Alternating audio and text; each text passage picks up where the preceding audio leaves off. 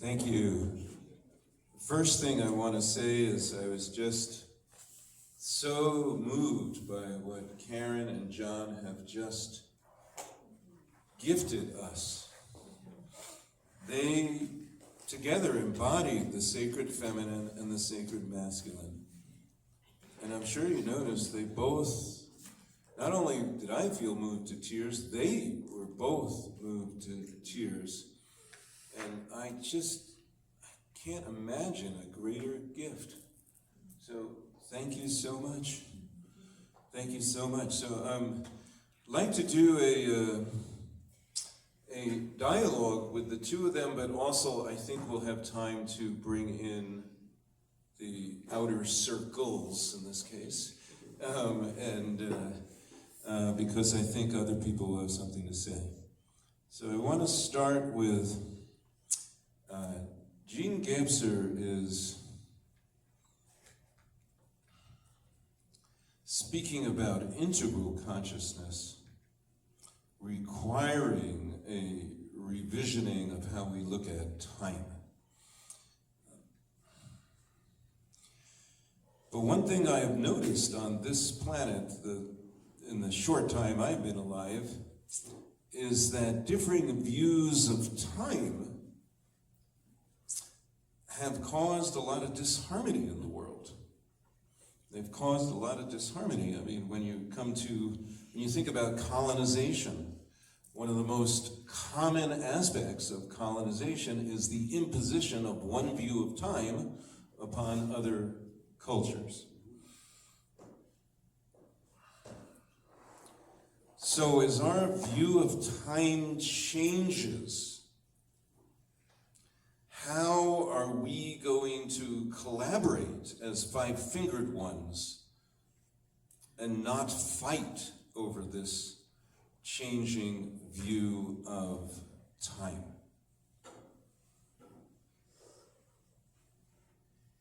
So to repeat it again,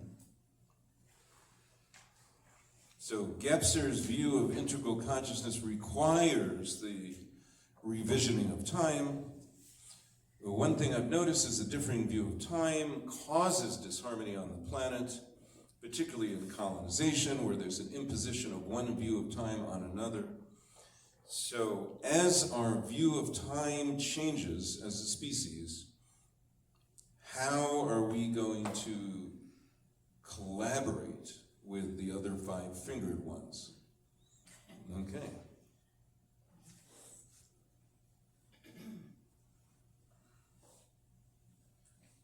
And in dialogue, silence is golden, so take your time, so to speak. Ready? Thank you.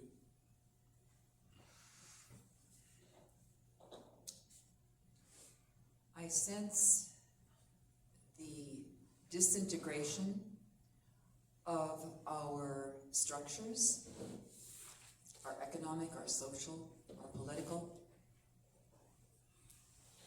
is going to wake people up to the reality that what we thought we had control over, what we thought we could accomplish, the world that we aligned ourselves with in the name of progress and prosperity, that world does not and will not exist in the form that we had thought. That's the experience, as John pointed out, that the Anishinaabe elder said has been the experience of Native American people on this continent for a very long time. It's finally catching up to the privileged white Western world in the form of climate chaos and violence and all of the things that we heard about from you, John. So the reality, the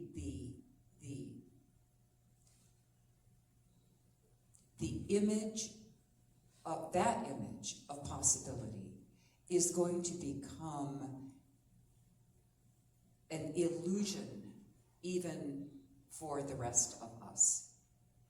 And what we're going to experience, I suspect, is something similar to what the folks in North Carolina have experienced with the latest deluge there, is that people are coming together to help one another. Doesn't matter what economic bracket, what color they are, where they live, there are stories upon stories of people helping other people through it all. And once we get out of our focus on progress and what that image was, and we are faced, literally our bodies are faced with the realities, that, I suspect, will awaken in us the real power of love that we each carry. It's going to be what gets us through.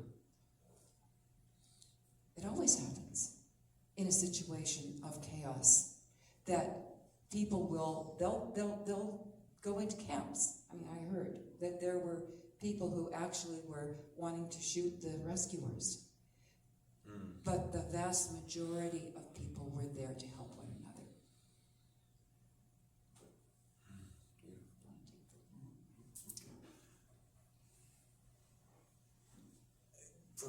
For Gebser, temporix, as he says in pages I have studied hundreds of times, these pages, as he says, you can describe everything I have to say in terms of temporix. And by that, he is referring to our experiences of time, the mental rational time which you spoke of, which is a chronological time which we all live with. We live with it. It has efficiencies and it has deficiencies. Mythic time, volumes about that. And mythic also has efficient and deficient modes. And then we can turn to the magical sense of time, which is a natural sense of time. I'm often overwhelmed with, overwhelmed seems to be my word of the day, of the power of the rising of the sun and the setting of the sun. In the sense of how does that feel if it's truly experienced and embodied? The rising of the sun and the setting of the sun and the night. What we see in the deficient mode back in my natal country, and it hurts, and it's also no surprise, of what I would say a regression to the archaic. And the archaic, in all my years with Gebser conferences, has been my primary concern. And I actually had a whole section of that in the paper, but I skipped it because I thought it was going to be too much. Regression. Regression to archaic rage. And there are archaic defenses against archaic rage. But then there's also archaic wounding. Is that your next book, Glenn? The Original Wound? No. It might be interesting. Trilogy. So to move out of that, though, I have 5 grandchildren, and I communicate with them, and I love them most profoundly. That's why I wasn't here yesterday. It was because of a need with some grandchildren, and they took priority yesterday. I had to be there with them. A special moment. But I think, how are they going to live this? I don't know. But I arrive as I head out with integration, disintegration. And you arrive, Karen, loving. There will be cooperation. There will be transformation. Lawrence Gross's book on the post-apocalypse stress syndrome. Did I make that clear? He calls it PASS, acronym, P-A-S-S, post-apocalypse stress syndrome. It's a whole book.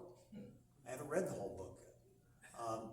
But the leading therefore of the indigenous who have experienced what I already said, and yet have come through. So we listen to teachers. I don't know. I do want to add one more piece, and that is the voices of the women, particularly the women of color, are rising. The book by Elizabeth and Nana Johnson called All We Can Save is a compilation of 50 women writing. Joy Harjo is one of them, speaking to, it's not over yet. You haven't listened to the women yet. The women are focusing on possibility. So that is rising. And she's come out with a new book that's even more powerful, apparently. Thank you. I'd like to tag on that just to say this, but when I was at Northwestern University in the late 60s, a very fine school, and majoring in philosophy and religious studies and communications.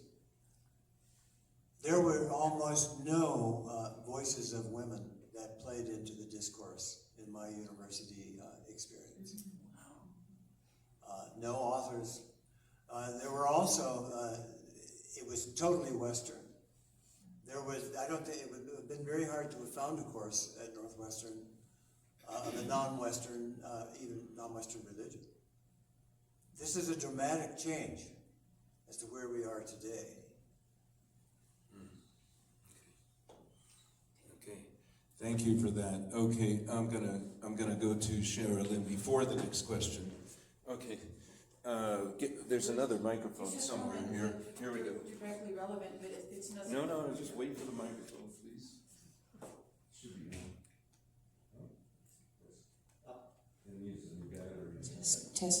Testing, okay. No, but the revisioning of time, it seems to me that's what you're up to, right? That when I see a helix as opposed to a spiral in one plane, right? When we have this progress like this, right? And then we have this cyclical kind of rhythmic thing, and if you combine them, it's heliacal, right? And that popping out of the plane is a new synthesis to me, right? Not that helix is new, but the idea of representing time that way. I had a visceral experience to see the ancestral one with the exponential expansion all around me instead of stretched back in a time that feels unreachable. That was an embracing of the ancestors that I think would invoke much more meaning to a rational mind. To say, I am surrounded by the ancestors. I am embraced, that's a revisioning that I think has power, right? So it addresses your question. I'm sorry, I'm not posing a new one. No, you're not supposed to. You're addressing it. That's good. Please pass the microphone over to the. I'll be Yes. the chaser. Yeah. Thank you. Thank you. Rock star, take it close. Thank you. Can you hear me? Yes. It's Perfect. I have a lot of inspiration. Well, the spiral time is the feminine time. The arrow is obviously the male time, masculine sense of time. And I mean, how do we integrate both of them together? Because there's in this integral age, we're integrating masculine and feminine together. The other thing I say about the climate change and warming, I see it as a wonderful opportunity. I'm actually pro-climate change. Even with all the death and destruction that it rages, because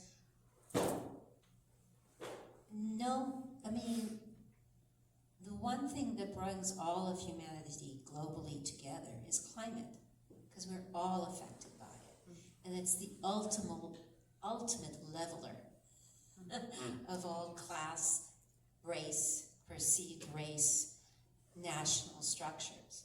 And I see this wonderful world coming about, which is the end of nations and the perception that we are separate nations and developing into one global, like beyond the United Nations, the structures we have today don't do it.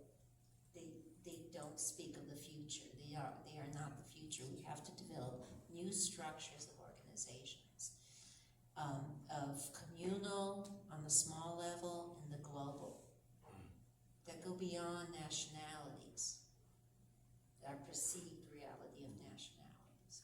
I'm getting this weird sense here. So I just want to see, maybe climate change can usher in from the destructive part, the ascending part, you know.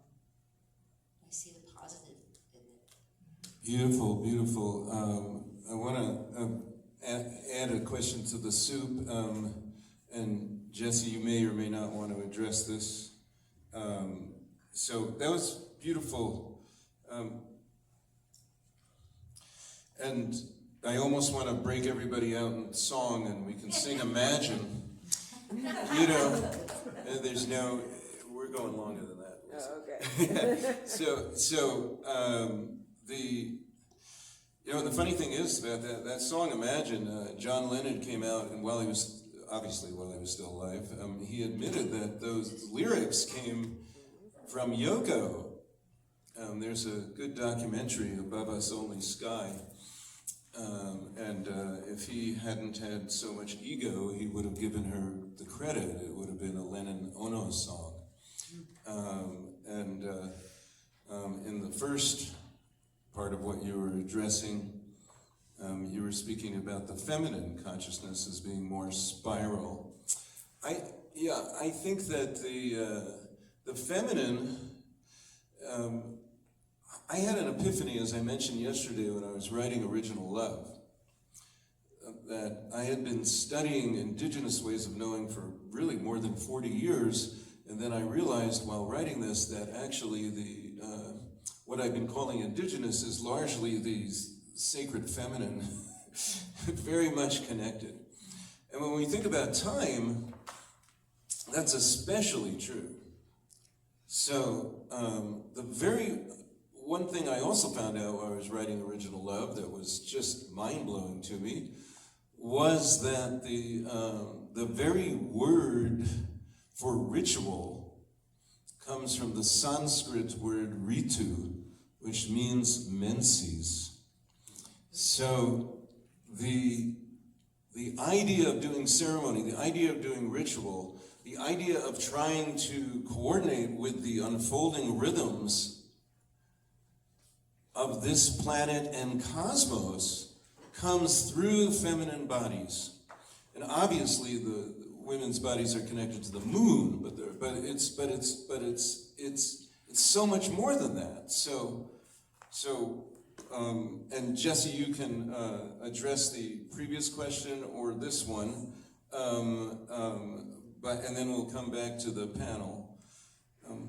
But I want to ask how women and men can bring back that bodily connection to timing in our vision of the future that's unfolding in us. So, go ahead. I am actually not going to take that one. I'll let the panel go for it. But I just wanted to say something really practical about time and this idea of time free. And that is that I've been doing some international work with groups of people that meet up on Zoom, and everybody's in a different time zone. And what that experience has been like, because kind of being a coordinator and trying to coordinate people across multiple time zones, and then, thinking about when it's morning for me, it's evening for them, and where we are in our own bodily rhythms based on what that time is for us. And so, I was thinking about how you said, and I know that you were thinking about in your question, kind of vertical time versus horizontal time versus indigenous time versus Western mental consciousness time, and how that's disruptive. But I was thinking about, in this context of meeting with people in all different times, and how that's been an expansive thing. Because it means that I have to open and be flexible out of my own time frame. Even in terms of greeting, I can't say good morning. I have to say good evening, good afternoon, or just hello. So, yeah, so it kind of, and I would have never felt that had I not had to experience it in real life. And so I'm wondering if there's not an extension as we listen more to Indigenous peoples about their sense of time, that there might not be a kind of opening where we actually do come to a kind of time-free place where we're in consideration of other people's places or, whatever spaces of time. So that, it all gets to start shifting and being more open as opposed to being a problem. Okay. Where are we now here? Yeah, maybe it doesn't matter. If it keeps going on like this. Thank you. Okay, well, I'm going to change the question now for you guys, a little bit based on that. So, thank you for that. Thank you very much. Well, I'm going to change it a little bit. So, I want to bring in Gabser again. So, his using of the term undivided presence to describe a consciously realized actualization of yesterday, today, and tomorrow. So, undivided presence does not divide time. So, how is this undivided presence embodied? That's your question. You ready? Silence is golden. We have infinite time, but we're also going to reconnect with linear time. This is it. This is now. This is at once.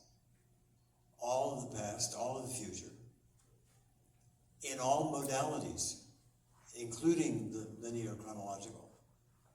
If we say we're against the linear chronological, we're splitting, in the sense of saying, let's split that off. Rather, moving through that, we all still live in mental rational time. That's how we got here. That's how we arrived here on time today. On time. But as you were saying, Jesse, this is emergent. And in our Monterey Youth Group, same thing. We have a regular participant now in Goa, the west coast of India. And the time works perfectly because it's 13 and a half hours ahead on the next day. It's just a morning session instead of an evening session. Lovely, lovely. It gets more complicated with folks in Europe because the time doesn't work, doesn't facilitate.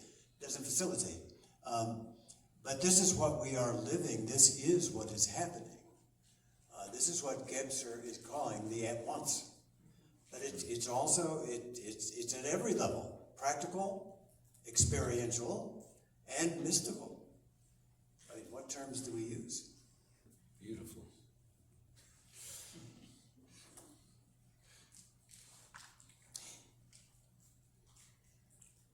The universe is emerging through each one of us. And it is our allurements that we are being invited to align with. When we can feel in our bodies, excuse me, a yes. In fact, heck yes. Like, yeah, I'm there. Yeah, that's it. That is the invitation. We talk about the future, okay? That's the piece of the future that I wanted to suggest. It's the allurement of this absolutely conscious universe, inviting each of her omnicenters to take a position in time and in place, to be present to what then is coming together as a kairos emergence. And that is actually the way the whole universe has been unfolding all the way along. When we look at the past as if it's sequential, it's only because we're looking back at what actually happened in each kairos moment. And we can, as historians, look back and say, this happened, and then this happened, and this happened. And then we actually buy into the illusion of cause-effect, of it happened because of this and because of this, not realizing that in each moment, there were so many forces in that moment to enable that to emerge. And that present moment is what we are faced with in each moment. And so we can let go now of the illusion, excuse me, of cause-effect rationality as bringing us to now. It never has. It's always been Kairos moments. I think that's it. I need to add one thing. Oh, go ahead. I actually had to visit this in my moment of presentiation. That's a Gapserian term, by the way. Autocorrect always corrects it. Gapser's term is presentiation. Yes. Presentiation, meaning this is what we're doing. We are presentiating together now. Another dimension that you and I haven't addressed, but I think is very important as I find it, and that is, if we're going to talk about temporics or temporicity, timeliness, aging. I'm 74. I do the math right. And I find that as I experience aging, and by the grace of God, I'm in good health, thanks be.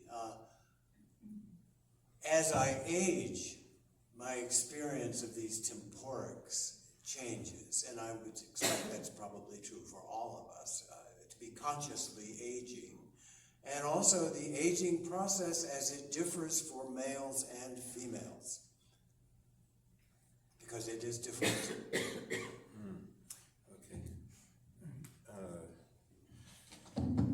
Thank you. Okay, I just want to say just a couple of kind of concluding remarks, because I do want to remarry with linear time, only for the reason that the cafeteria is only open so long for lunch. That makes perfect sense. Well, it becomes time to satisfy gut feelings, as Leroy Littleware would say.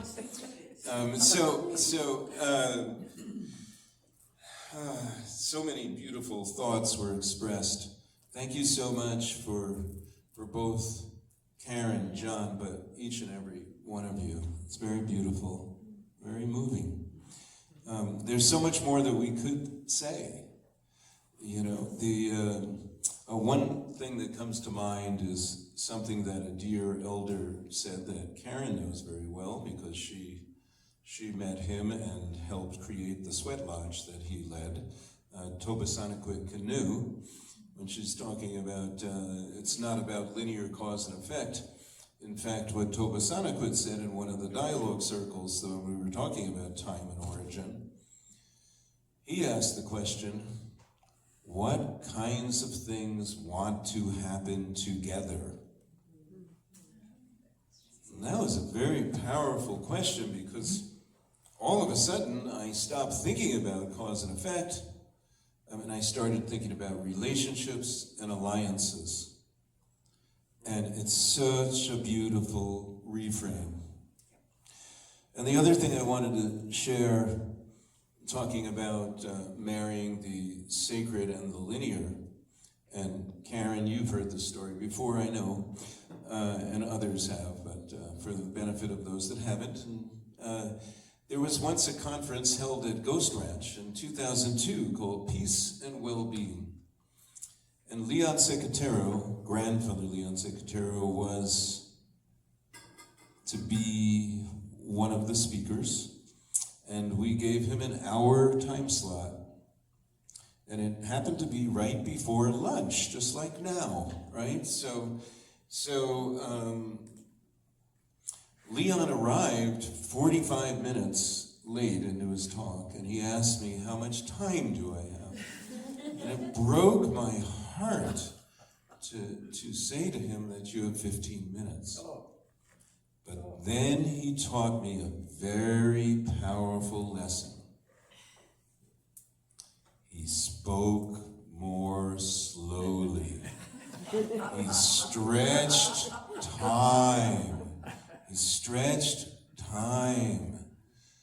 This idea that when you have a short time to speak, that you speak more faster. No.